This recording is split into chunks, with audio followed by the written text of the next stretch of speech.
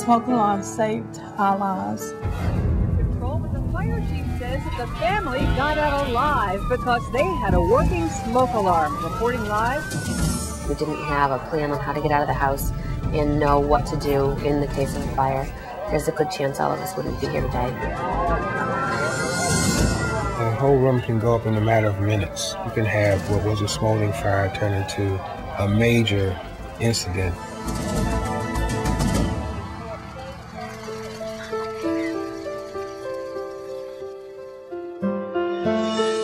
You never think it can happen to you. That's something firefighters hear all the time. Yet thousands of people die in fires every year. Fires they didn't think would happen. And a really sad fact is, children under the age of 5 are twice as likely to die in a fire as anyone else.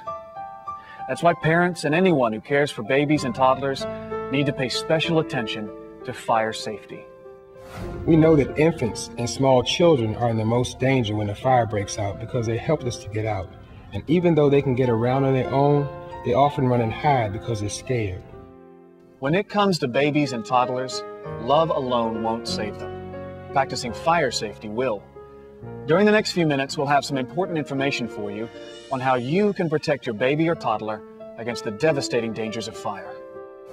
If you prepare and practice, you can prevent the unthinkable.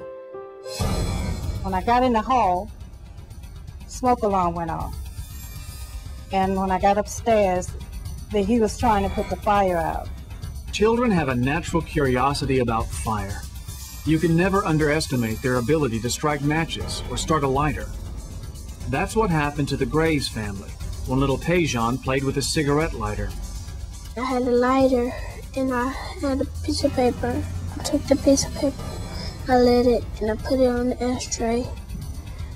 But the ashtray failed.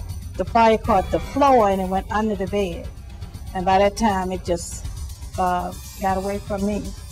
The chair was right here, and when I just came in, it was a little bit fire right there. Everything was dark. I couldn't see. You can't imagine when I got in that hallway and I heard that smoke alarm go off, how I felt, because I knew they was upstairs. Once I got up here and saw that they was okay, then I was okay. You could lose everything, your child, your life, everything. Fortunately, they got out safely.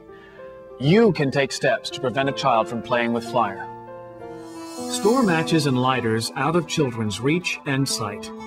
Remember, even child-resistant lighters are not child-proof.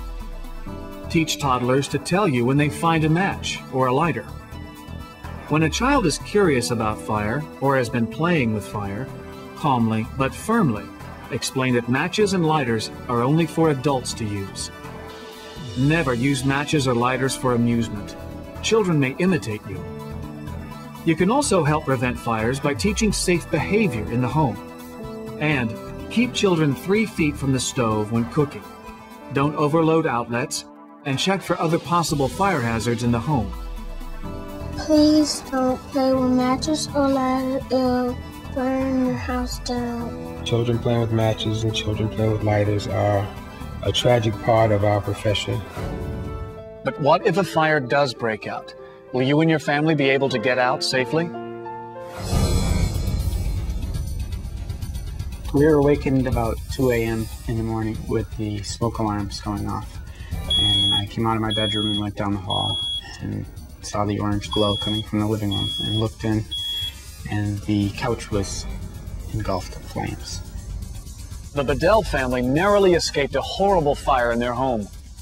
I went and opened the front door, and when I opened the front door, the whole room went up.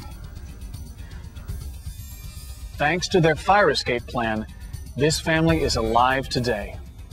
I immediately, as soon as I realized there was fire, went into the girls' room. I woke up Kayla and told her that there's a fire in the house, and that we needed to get out. She got up and without asking any questions, got out and headed across the street to our meeting place. I would never in a million years think it would happen so fast. It's just phenomenal how quickly everything burns. Every family should have a detailed fire escape plan, and families should practice that plan, especially where small children are involved. We know that children who practice a detailed fire escape plan are less likely to run and hide and are more likely to escape safely. The Bedell family barely had time to react before their home went up in flames. It can happen that fast. In a fire, you need to be quick. Now is the time to plan. Have a basic diagram of your home. Mark all the windows and doors and plan 2 routes of escape. Consider several ways a fire can break out, such as in the kitchen, basement, or bedroom. Figure out the best way to help babies and toddlers get out. How will you get to them, or carry them if you need to? Have children practice crawling and touching doors to see if they are hot from a fire that might be on the other side. Keep home exits clear of toys and debris. And have a safe meeting place outside the home, and teach children never to go back inside. Without our safety plan, I don't think we would have been able to make it out of the house alive. It's really important to have one. It's a fact. Smoke alarms save lives. Smoke alarms can give you those few precious seconds you need to get you and your family out of the house safely. Smoke alarms are absolutely essential. My advice to parents would be to make sure your smoke alarms are in working order. Make sure your children know what they sound like and what to do when they hear them.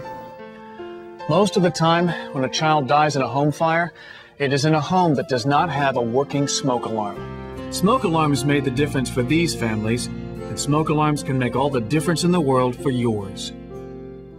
Here are ways to make smoke alarms most effective in your home.